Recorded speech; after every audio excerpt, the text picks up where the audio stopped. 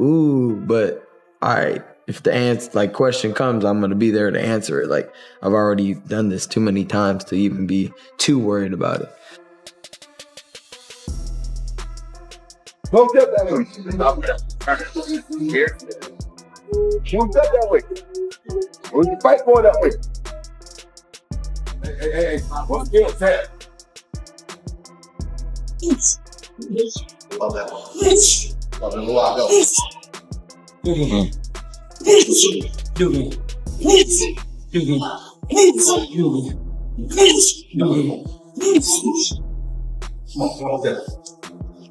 Mario Garcia is a hell of a puncher.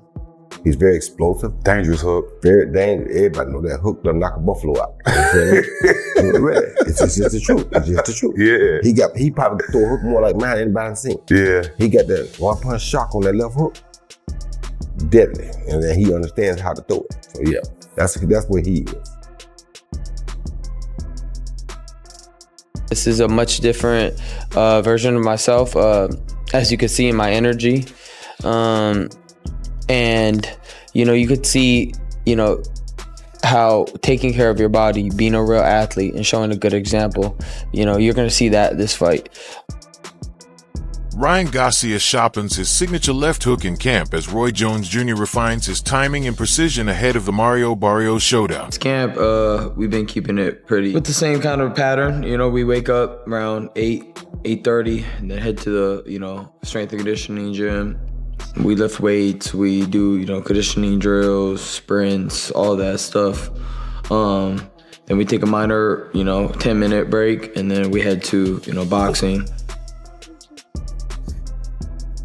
Today we're here strengthening, conditioning, fine-tuning for the last stretch. Make sure that the body feels right and that we are strong. Keep that pace, keep that pace. 30 seconds. Last 30 seconds. Attaboy. Roy Jones Jr. demonstrates proper left hook technique, focusing on balance, timing, hip rotation, and guard position. He emphasizes explosive delivery to maximize power, accuracy, and defensive responsibility.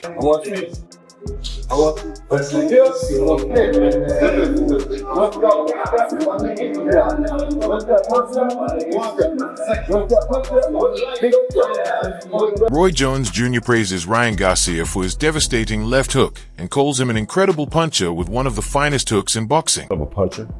He's very explosive, dangerous hook, very dangerous. Everybody know that hook doesn't knock a buffalo out. Really, it's just the truth. It's just the truth. Yeah. He probably throw a hook more like mine than anybody seen. Yeah. He got that one punch shock on that left hook. Deadly, and then he understands how to throw it. So yeah, that's where he. Roy Jones Jr. explains that boxing is built on technique rather than conditioning. A fighter relying only on stamina may last a few rounds, but true technical skill ensures survival until the final bell. Technique, then conditioning. Nowadays, fighters are more into strength and conditioning than technique. How that happened was people started getting lazy with technique. So they would have technique, like you have a lot of guys that would have a technique, but they wouldn't be conditioned. So they come to the ring, they look good for a few rounds, then they die off. The better conditioned guy win the fight. So what started happening was a lot of guys that had technique were getting beat by guys that didn't have the same technique, but had better conditioning. So what happens? Boxing transitioned from a skill sport to a better conditioned sport. So now people forget about technique, but they work on more on condition. Condition becomes. Ryan Garcia admits he lacked focus in previous years and spent too much time distracted by partying and outside influences. Suspension. It was much different circumstances. I was coming off a suspension, and during that suspension, I was drinking and partying and doing whatever I want for all the way through until they told me that I had to fight. My instincts told me not to. My body wasn't well. It had a lot of toxins in it, as you could imagine. A lot of stupid shit I did. But when you have a lot of people in your ear and People are telling you can make $5 million. It's an easy fight. And, but internally that it's not the right decision. And I didn't trust my heart and didn't trust my instincts, and I paid the price for it. So you say that you knew that it was not the right thing to do. Was there a moment in training camp or the week of the fight where you thought, man, I really think I might lose? Oh, every day. Really? Every day. Now he feels disciplined and motivated, with the right people guiding his decisions and holding him accountable. He's 30 pounds. Remember how to box and try to get sharp all in 2 months. And I don't even know how my body's gonna react. And it wasn't reacting. Every 2 days, it would just shut down. Runs didn't feel right. Nothing felt correct as it should. And I'm not blaming anybody. You come to find out, whatever was happening in the Haney fight, it will never be replicated again. You can't do that. I still don't know that was crazy, yeah. How I was able to drink and do whatever I wanted and somehow still win. I just wanted to make a mockery of Devin Haney. Roy Jones Jr. praises Ryan Garcia, calling him a talented fighter who brings excitement and makes every bout compelling, regardless of the opponent. Get off to that kid because he's one that's out there doing like what I used to do. He's fighting them all. He don't care who they are, where they are. If he get paid for it, he'll fight. And that's a beautiful thing. That is what boxing has been missing. You know what I mean? So it's like, I don't care who he fights. It's going to be an instant fight, and he has a chance to beat anybody. Chris Algerie explains that every situation in boxing has its own nuances, and Ryan Garcia's case is especially unique. He emphasizes that the dynamic between a fighter and their trainer is shaped more by personality than culture, while culturally father-son pairings have succeeded, like Robert Garcia with his son or even Roy Jones Jr.'s father. Clashes can occur when strong personalities collide. Algerie points out that Ryan's father is known to have a strong personality, much like Ryan himself, which makes their collaboration unpredictable. Yet, when the personalities align, as with Floyd Mayweather and his uncle, remarkable results can happen. Every case is its own, every case is unique, and Ryan is especially unique. Champ, you mentioned culture versus personality. I think it's much more personality than culture, because we've seen culturally it work with Mexican father-son duos. I mean, we have Robert Garcia here, his father trained him, and Mikey Garcia, it worked. And then you've got, even like Roy Jones versus Floyd Mayweather. Roy Jones's father, butting heads. Floyd and his father butting heads. Uncle worked out great. Roger and Floyd worked out beautifully. But the fathers, they hit heads together. Then you got, even today, you got Naoya Inoue and his father. His father's fantastic. Yep. Trains both him and his brother, and to great success. And it seems like doesn't seem like there's much friction there, at least that we've seen. So I don't think it's so much cultural as much as it is personality. And in terms of the personalities, Ryan has a very large personality. Apparently so does his. He notes that in recent times, Ryan Garcia has struggled with discipline, coaching, and structured training. Algerie observes that Ryan often prefers informal training in his living room, surrounded by distractions, rather than maintaining a consistent gym routine. The hope is that his father can help redirect him, reinstating a more traditional training approach that Ryan thrived under in the past. If they manage to reconcile their personalities and lean on their shared history, Ryan could regain his previous high level of performance. Algerie concludes that while challenges exist, the right guidance could make a substantial difference in Ryan's boxing journey. Back on their history, to which case Ryan could actually perform at a very high level again. In recent form, Ryan has had a lot of trouble with coaching, listening to what he's going to do, showing up to the gym. He'd rather train, it seems like, in his living room, wearing sweatpants and whoever's around with influencers. Maybe his father can crack him out of that and get him back to a more traditional training style like we've seen him in the past, when he was on a really good run at some point, at a point a few years ago where he looked like he really could take over, and then things kind of fell off. So possibly the father-son duo this time could work once again, because it has worked in the past. When you look at this, all we need now is a coach with some experience. Oh, we have Coach Robert Garcia. What's the secret sauce here? Is there one? Is it about knowing when to be dad and when to be coach?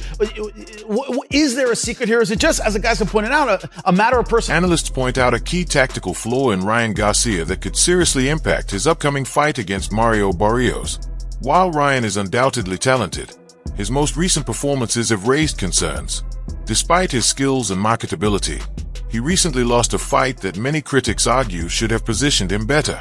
The concern is that flashy appeal and commercial presence don't always equate to tactical excellence in the ring. Davis, elite level counterpuncher. That's Luke Campbell, Olympic gold medalist. They're much more talented fighters than Mario Barrios. But then I take you to his most recent outing, and, you know, he lost this fight. It's the reason people are like, how on earth does he have a world title shot in his next fight?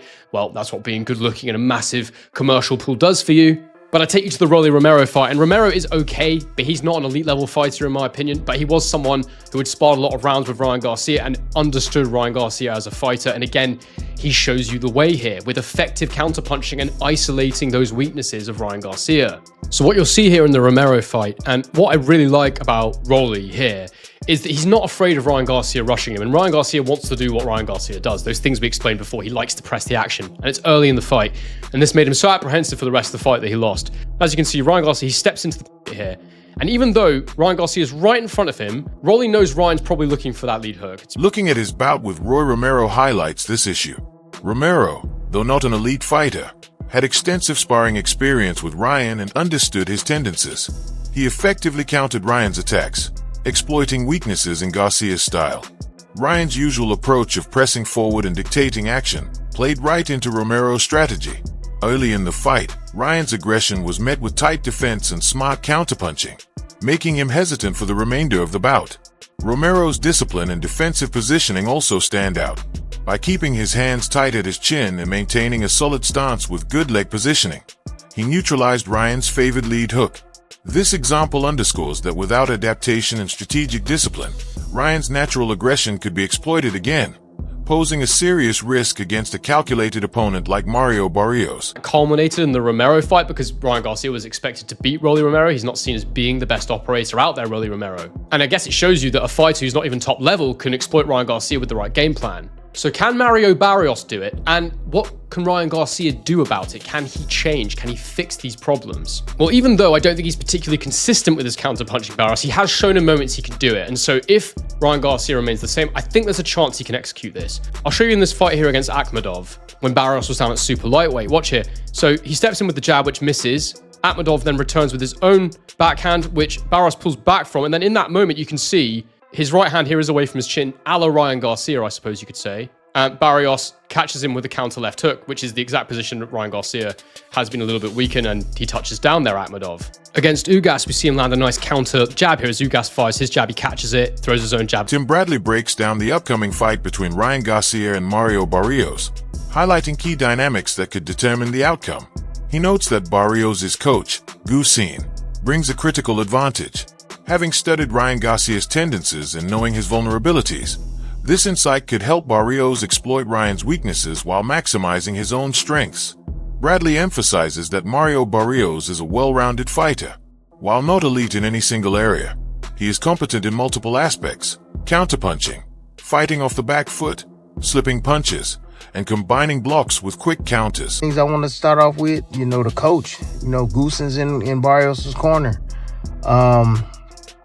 That's going to be interesting in the sense the fact that Goosen knows Ryan Garcia. He knows his Achilles heel, man. He knows it. And, Goosen knows he has a horse that is not only tough, but he's well-rounded. Mario Barrios can fight a little bit, fight off the back foot a little bit. He can do a little bit of everything. Counterpunch, slip counters, blocking shoots, catching shoots. Like he got a bag. He does.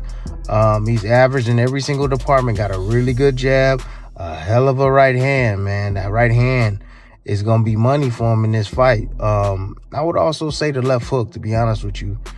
I think one of the most ironic things about Ryan Garcia is you never want to hook with a hooker, but as I follow the evolution of him in this, he possesses a solid jab, a powerful right hand, and a reliable left hook, making him dangerous throughout the fight. One of Bradley's key observations is the threat of Barrios landing the left hook on Ryan Garcia. He points out that while Ryan has developed his own left hook effectively, he is particularly vulnerable to this punch when it comes from a skilled opponent. Bradley recalls other fighters like Devin Haney and even Oscar de la Hoya, who excel defensively with the left hook but struggle to defend against it. This tactical insight underscores the importance of defense, awareness, and adaptation in what promises to be a highly competitive matchup. Get buzzed by the left hook. Barrios isn't a bad puncher. He's a pretty good, solid puncher. But the left hook is dangerous to punch with Ryan Garcia with the left hook. However, I've seen Haney do it. You know, I don't know, for some apparent reason, guys that know how to throw that left hook, they sucker for left hooks themselves. I remember De La Hoya being a sucker for the left hook as well. You know, they're really good at landing their left hook, but shit, they don't do well with taking one in return. But the punch for Barrios is the right hand. And he will have opportunities to land it on Ryan Garcia, because Ryan, he shoots his jab and he brings his hand back low. And then he stands up tall as well. So he's always having his, chin, straight up in the air. And, most of the times he'll flick the jab out there or shoot the jab out there. And then he looks to get out of range. Ryan Garcia reflects on his recent training camp, admitting he struggled to train hard for more than 2 consecutive days. His body constantly resisted running or workouts, and he repeatedly checked his blood and health markers, realizing the effects of past habits, including the 30 pounds weight gain that hadn't yet left his system.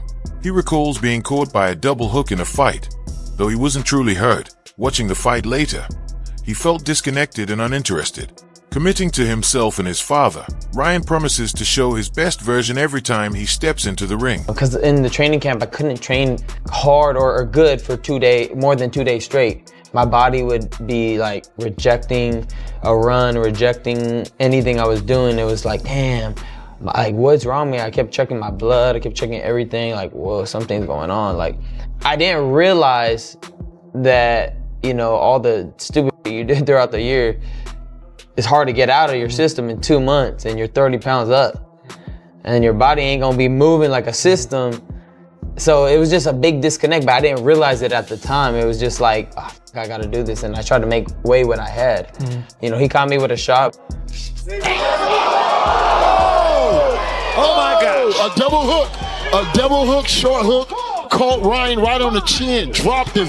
It was more of a push on the second shot. He caught me one shot and then kind of pushed me, knocked me over. Max Kellerman and Robert Garcia gave candid reactions to the announcement of the upcoming Ryan Garcia versus Mario Barrios fight, emphasizing the importance of training and preparation over raw talent. Both analysts pointed out that while Ryan possesses elite skills and physical gifts, his recent training habits have raised concerns. Garcia highlighted that inconsistent discipline in the gym and reliance on informal or distracted training methods could limit Ryan's performance. With his dad, which I'm not saying the dad is not, the dad brought him through the amateurs, but when he left his dad or went to seek a different trainer, before he came back to that, he went through 3 different trainers. Wow. That means all 3 are not good enough to, they're all 3 are the best in the world. Here's the question. Did Ryan Garcia ever allow those trainers to be the boss? That's why he's back with his dad, because he's the boss. That's why. Yeah. Look, Joe Goosen, I know Joe Goosen. My brother used to train with him. He's not gonna just let you get away with stuff like that. Derrick James neither. Eddie Reynoso doesn't need. He's made so much money with Canelo that if you want to come to me, it's gonna be under my rules. And if that didn't work, then Ryan's back. So that's I give that big advantage to Barrios. Kellerman noted that talent alone does not guarantee success at the highest level, particularly against a well-rounded opponent like Mario Barrios. He stressed that the fight will test not only Ryan Garcia's natural ability, but also his focus, work ethic, and adaptability under pressure. Garcia echoed this, emphasizing the need for structured training and commitment to a disciplined routine to maximize Ryan's potential. Both also acknowledged the role of Ryan's father returning as a guiding presence in the camp. They agreed that strong coaching combined with consistent effort could help Ryan overcome previous struggles with preparation and mental readiness. The consensus was clear. While Ryan's talent is undeniable, his performance against Barrios will largely depend on how seriously he approaches training and whether he can. Boxing, and Big Baby Miller pointed it out, because there's no structure. And hopefully that'll happen with Zuffa Boxing, and I am a part of Zuffa Boxing, full disclosure. The first fight coming up on the 23rd. Oh, congrats, Max. Congrats. But you need some I got kind you guys on that card. There you go. Good. You need some kind of. Right? So the undercard has not been announced yet, but yeah, we could talk about what names, but yeah. But we need some kind of structure. In the NFL, the guy has to sit there for the media interview. He shows up on time. Yep. He's got to do it. Yep. And to give you an NFL analogy, think about the Broncos, right? When they had Russell Wilson over there and he had his own office and everything, and it was nothing. It was dysfunctional. Then they hired Sean Payton. Cut it out. As a coach, that's like going to train with Goosen or going to train with a world-class trainer, right? And you knew as soon as Sean Payton got there, was ain't no done. one's going to have their own